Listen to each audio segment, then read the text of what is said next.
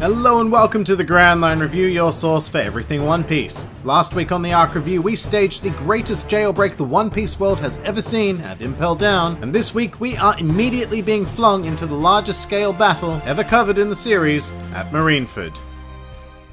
Marineford is the 22nd arc in the series, consisting of 31 manga chapters and 33 anime episodes, although the anime manages to make it feel like a hell of a lot longer than that. But this is a mammoth event in the series and something we've been building towards in the background since our humble beginnings. To put it into some perspective, Marineford is like the Infinity War of One Piece, except that Marineford came first. So actually I guess Infinity War is more like the Marineford of Marvel. Whatever the case, Marineford features the largest cast of characters that we have ever seen jammed into a single arc. And as a result, Marineford really does not work as an arc to read or watch in isolation. You really need to be familiar with almost every event that has happened in the series to have a full appreciation of the madness that is this war. Although at the center of everything there is but a single character, Portgas D. Ace. Now Ace is a bit of a weird character for me. I liked him during his introduction in the series many arcs ago, and following his cover story was pretty fun as well, but at the same time I've never really cared too much for him beyond that. And that's because apart from looking cool, I don't think he's done an awful lot to this point to warrant being worried over. So the heavy emotional lifting of this arc is forced onto Luffy, Whitebeard, and even Garp to make me vicariously care about the impending execution and its implications. I will say that looking back on Marineford, I definitely do care an awful lot more for Ace, but that comes with the advantage of knowing the flashback that will come during the next arc, as well as the knowledge that this is the end for Ace. While I was reading Marineford Weekly, the thought that Ace could actually die was completely absurd. People just don't die in One Piece, well outside of flashbacks. And that one guy that Lucky Roo killed in the very first chapter.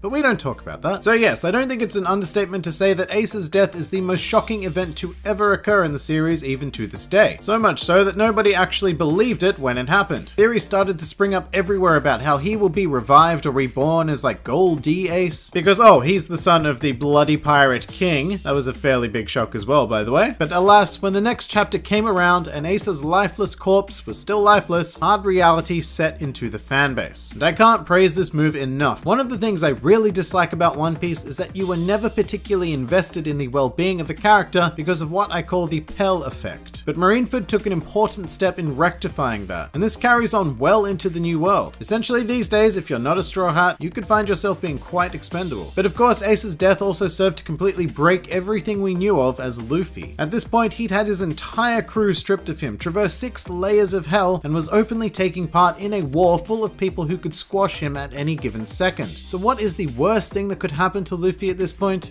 I guess we could kill his brother. This ultimately showed us a side of Luffy that I for one never thought we'd see, which is complete despair. After Ace's death, Luffy actually loses the ability to function as a human being, which is a low that no main character of a shonen really ever reaches. But it came with the added benefit of humanizing the super strong rubber man quite a bit, and it began his journey to rebuild himself bigger and better. There are 2 other incredibly emotional journeys that I want to highlight as well, and the first belongs to the legend that is Edward Newgate. As a character, Whitebeard surpassed all of my expectations, which is impressive because during his introduction way back in the Jaya arc, he was labeled as the strongest man in the world. This is an incredibly dangerous thing for an author to do because it creates a glass ceiling of power in the world, which can be very unsatisfying when this strongest being is eventually beaten. However, Whitebeard was handled fantastically. At no stage did I ever feel as if there was anybody present at Marineford who would stand so much as a chance against this man in one-on-one combat, which is a big statement to make in the presence of characters like Mihawk and the 3 Marine Admirals. And although Whitebeard was eventually defeated, it took throwing almost literally everyone and everything at him, and in the end, it still almost wasn't enough. In addition to that, it cost the entire Marineford complex, so the damage was real, and Whitebeard passed away as the undisputed strongest man in the world.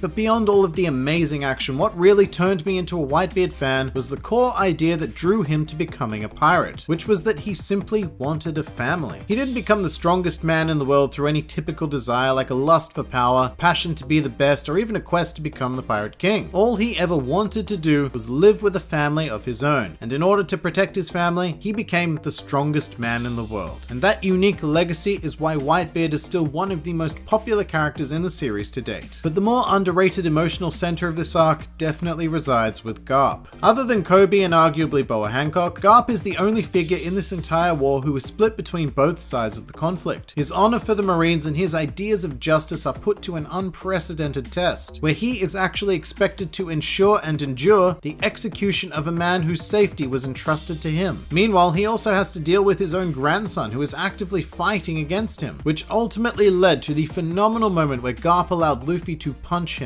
rather than using his overwhelming power to prevent Luffy from saving Ace. Overall, it was very easy to empathize with Garp, because in this situation I have no idea what I would have done either. He has a choice between saving Ace, potentially leading to the destruction of the Marines as we know it, or he ensures the safety of the world at large by sacrificing Ace. This man takes an emotional beating, arguably a greater one than Luffy actually, and despite all the pain, I really appreciate the opportunity we had to get to know Garp on that kind of level. And then there is Kobe, who I briefly mentioned before, and who would have thought that this pathetic looking boy who appeared in chapter 2 would become the man he is during this arc. Kobe's sense of justice is clearly defined during Marineford, and his actions in delaying Akainu for even a few seconds, with one of the best speeches in the entire series, is directly responsible for saving Luffy's life. But the way he stood up to Akainu left me absolutely gobsmacked. Here we have possibly the strongest and definitely most terrifying admiral we've ever seen, and then there's Kobe. This genuinely made me fear for his character, but I could not be prouder of his actions and seeing his growth to this point. It opened my eyes to the fact that even though we don't see Kobe all that often, he is an incredible and essential presence in the series. And I feel like I'm talking exclusively about characters a bit too much for an arc review, but characters are the driving force of Marineford. Any sense of plot during this arc seemingly evaporates, leaving us with only a collective of deeply personal struggles that form an entrancing story. So let's touch on a few more. Fleet Admiral Sengoku. Holy hell, what a tactician and what a devil fruit. Seeing this man in action was almost as glorious as watching Whitebeard himself. I do think it's a shame that we didn't see more of him in combat, but his transformation was placed very strategically at an incredibly dramatic and climactic moment where Ace is released. So it was absurdly effective in raising the stakes of that particular scene, and of course the brief moments of Sengoku taking on the entirety of the Blackbeard pirates is just godly. Transitioning into Blackbeard, during Marineford this man realized a huge part of his master plan and completely rewrote the rules of One Piece in the process, becoming the first character in the series to hold 2 Devil Fruit powers at once. Blackbeard had evoked a sinister presence for me ever since the events of Banaro Island, but Marineford left me completely convinced that this man will be the final antagonist to stand in Luffy's way of becoming the Pirate King. And that is an alarming thought, because right now, Blackbeard outclasses Luffy in every way. And my god, there are just so many other characters who deserve mention, such as Mihawk, Smoker, Hancock, Moria, Ivankov, Aokiji, Kizaru, Jinbei, Marco, Doflamingo, Crocodile, Hina, Buggy, and even Mr. 3, who is essentially the MVP of this arc, having created a wax key to free Ace from his sea stone handcuffs. And even though almost all of them played very important parts during this arc, these normally prolific characters are entirely overshadowed by the presence of Whitebeard, further adding to the old man's legacy.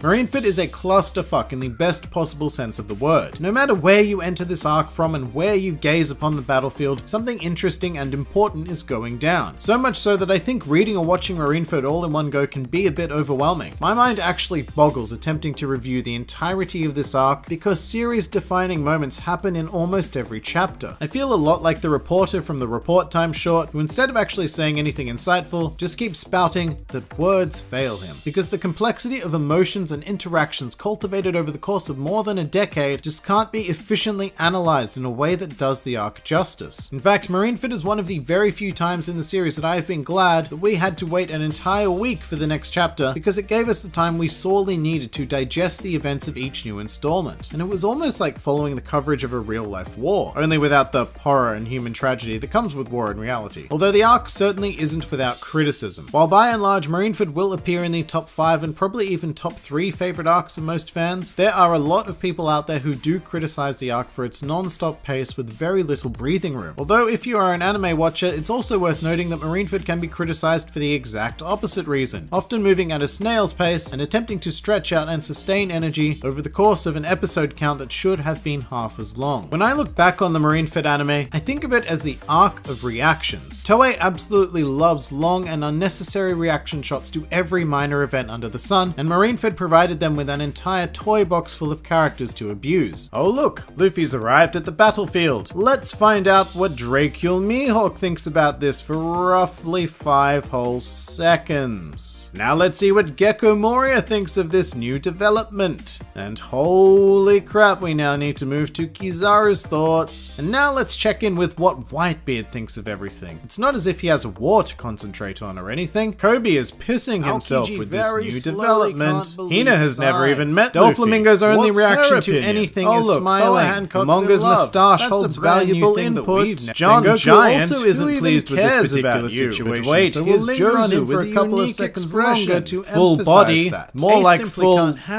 naughty. Vista only thinks Smoker about is annoyed flowers. Because of Scarp reasons. Is shocked and Akainu has a lava stick up his ass. Oz Jr. is lying dead on the ground. Do you think Sengoku and Shadows count as new characters? If so, what would Doppelman possibly be thinking about this?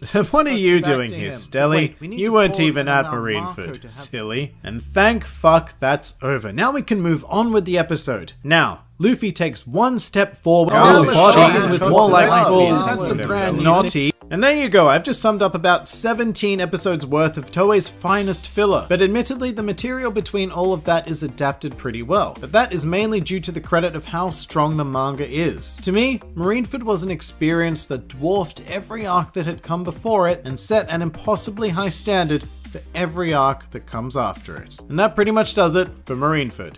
Next week, we need to take a bit of a breather after this and examine the ramifications of the Paramount War during the post-war period. If you enjoyed this video, then feel free to like, favorite, or subscribe, and please comment with your thoughts on Marineford. This has been the Grand Line Review, and I'll see you next time.